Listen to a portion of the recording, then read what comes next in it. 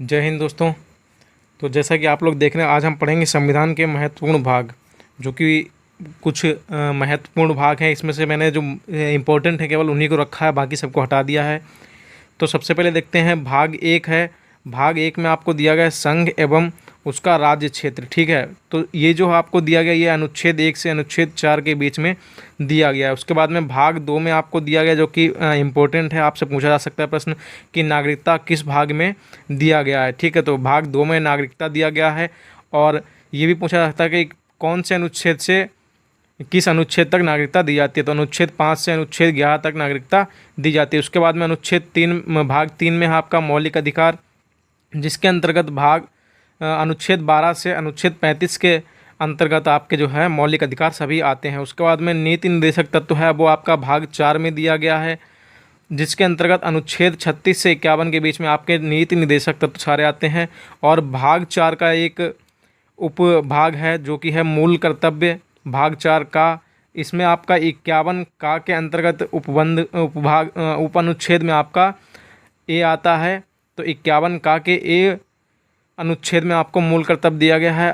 और भाग 5 जो है आपका, भाग 5 में संघ यानी राष्ट्र की बात की गई है, जो कि 52 से 151 अनुच्छेद के अंतर्गत आता है।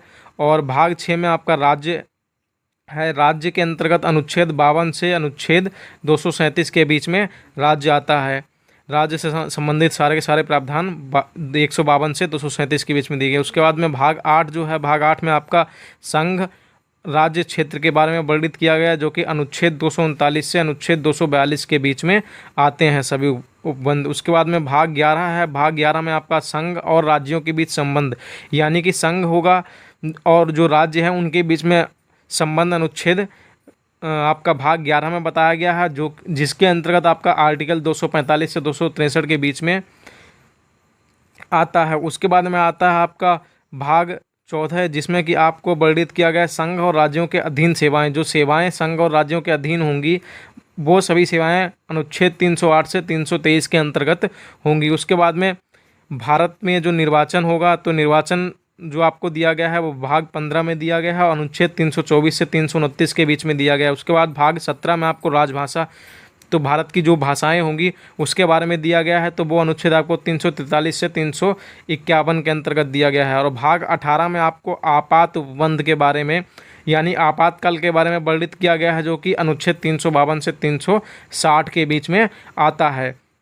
उसके बाद भाग 20 है, जो कि संविधान संशोधन से संबंधित है, यानी संविधान में कोई भी संशोधन होगा वो किससे होगा, वो आपका भाग 20 में होगा और अनुच्छेद 368 से उसका संशोधन किया जाएगा। यानी संविधान में कोई भी आपका संशोधन होता है तो उसमें क्या होता है कि आपका 368 अनुच्छेद के अकॉर्डिंग ही होता है संशोधन। इसके बाद आपका देखते हैं तो कुल भाग 22 हैं, जिसमें से मैंने आपको कम कर दिए हैं ताकि जो इम्पोर्टेंट हैं वही आए। तो कुल 22 भाग हैं भारतीय संविधान में। उसके बाद भारतीय संविधान में अनुसूचियां जो है कुल 12 हैं और कुल अनुच्छेद जो है 395 हैं। हालांकि मैंने आपको यहाँ पर 368 तक ही बताया है, इससे ऊपर जो है वो उपबंध के अंतर्गत आते हैं।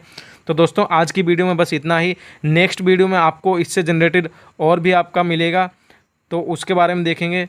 तो आज की वीडियो दोस्तों आपको कैसी लगी ये हमें कमेंट में ज़रूर बताएं, और कोई भी आपका क्वेश्चन होता है तो आप हमसे कमेंट बॉक्स में पूछ सकते हैं। जय हिंद।